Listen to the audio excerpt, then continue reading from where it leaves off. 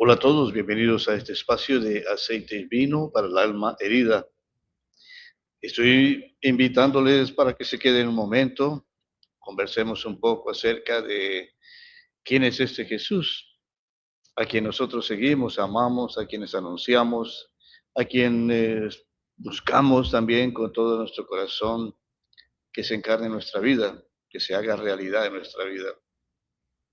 Hemos conversado un poco acerca de este Jesús visto en las páginas del Nuevo Testamento, especialmente en los Evangelios, lo que sus contemporáneos, aquellos que disfrutaron de su presencia humana, describían de él.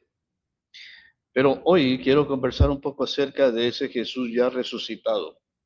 ¿Qué impacto tendría en la vida de aquellos que no le habían visto, de aquellos que no caminaron con él? ¿Cómo estos llegaron a conocerlo de una manera más profunda, espiritual, digamos, más que aquellos que lo conocieron de una manera física?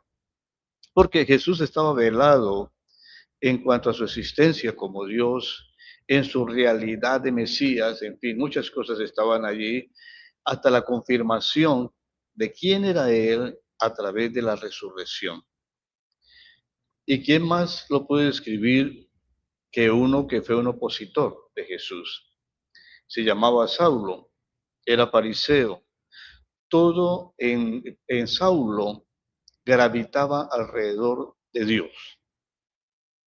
Todo lo que había aprendido desde su niñez era Dios. Y por eso el apóstol Pablo, ahora, ya después de convertirse, tiene unas palabras que decirnos acerca de quién representa ahora a Jesús.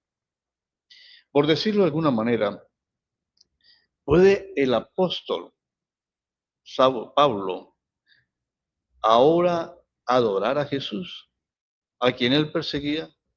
¿En qué se ha convertido ese Jesús para Pablo? Bueno, tenemos que asomarnos un poco al corazón del apóstol para tratar de descubrir sus emociones, sus sentimientos más íntimos y profundos.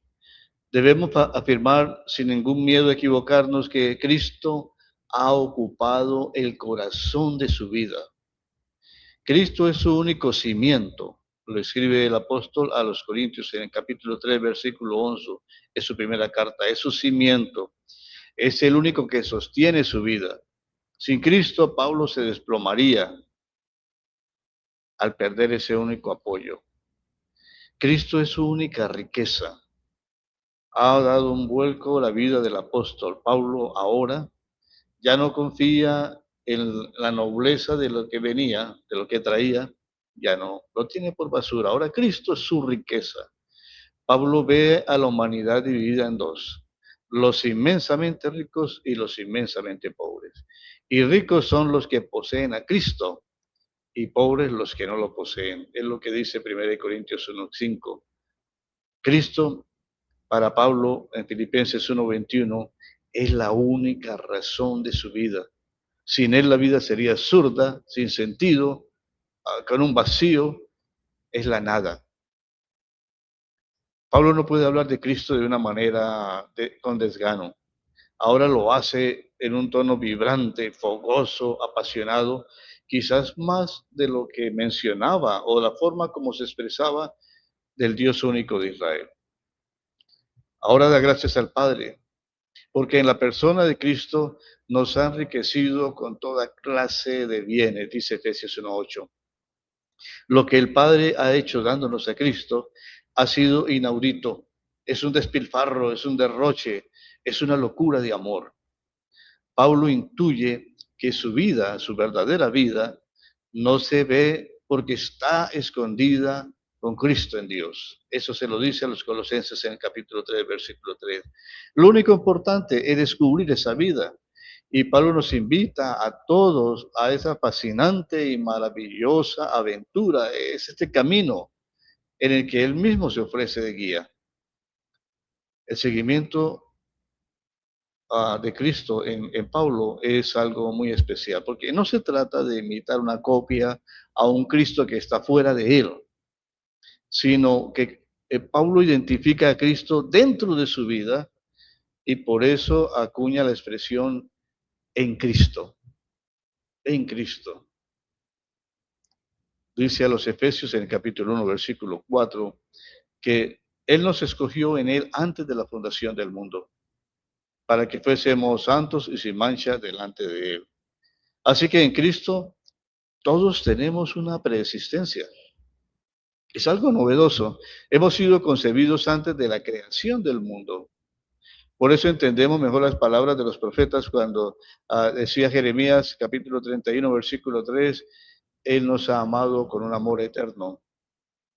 Desde toda la eternidad, Dios pensó en nosotros para que fuéramos escogidos y lleváramos unas vidas diferentes. Ese es el proyecto de Dios para cada uno. En su sermón, en el sermón de Pablo allí en el Areópago, con los griegos, entre filosofías y todas estas cosas, mucho más que la filosofía, el apóstol Pablo presenta a un Jesús que es Dios.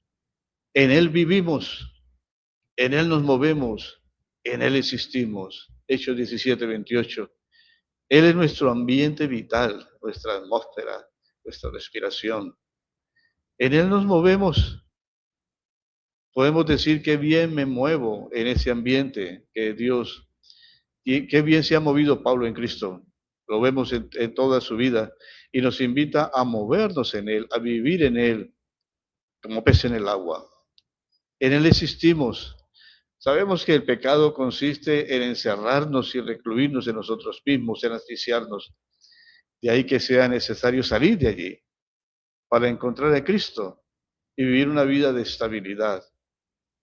Pablo ha cambiado su lenguaje ahora, tanto que dice que en Él hablamos, según de Corintios 17, nada más opuesto a lo que enseña Jesús, que puede ser aquellas críticas, aquellas calumnias, aquellas murmuraciones, esas palabras duras y hirientes en las que antes nos movíamos, ahora nos movemos de otra manera. Hablamos a la manera de Jesús. ¿Y desde dónde hablamos? Pues hablamos desde la fe.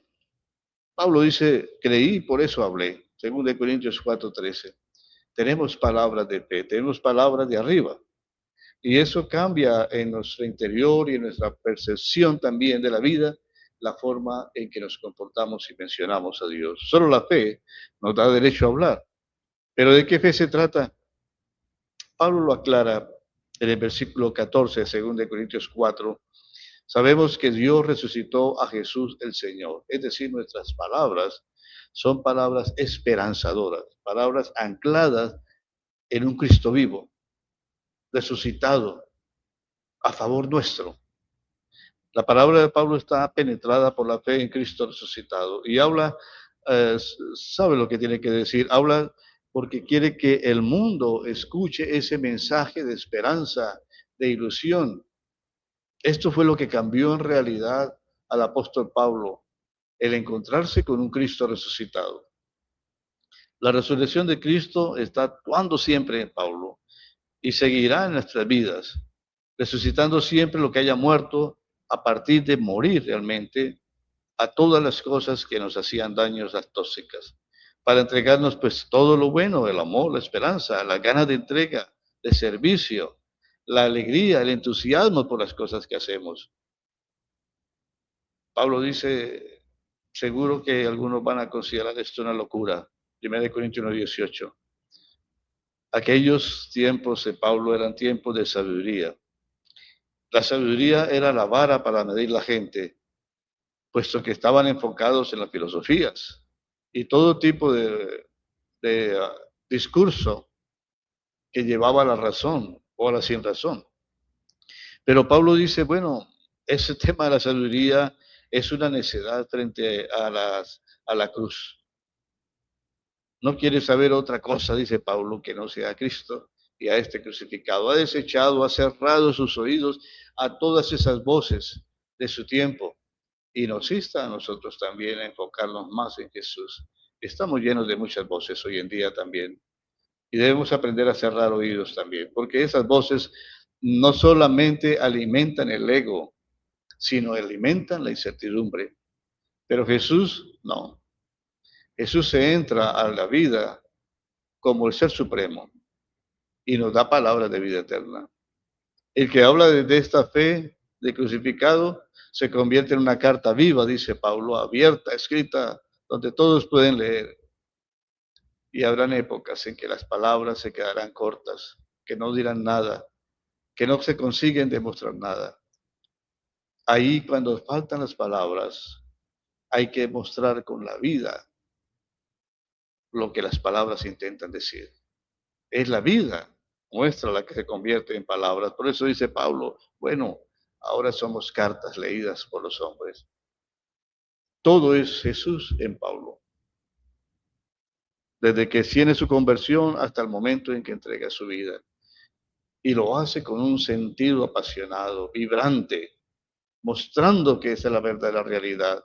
A pesar de todos los infortunios, las dificultades, los naufragios, los azotes y todo aquello que era adverso, Pablo mantenía su confianza y esperanza en un Cristo resucitado. Seguramente Pablo entendió, si ese Cristo resucitado se me ha presentado, entonces la resurrección es algo real. Y lo que vivimos en esta vida es solo un paso temporal. Hay algo más allá. Y desde ahí, Cristo se convirtió en la vida en Pablo. Ya no vivo yo, dice él, ahora Cristo vive en mí. Soy Ricardo Martínez, les hablo de la ciudad de Bucaramanga. Gracias por participar en estos temas y seguiremos conversando un poco más acerca de quién es este Jesús para el apóstol Pablo y para aquellos que vieron a Jesús resucitado. Bueno, mientras pasa el día, estamos contentos en el Señor.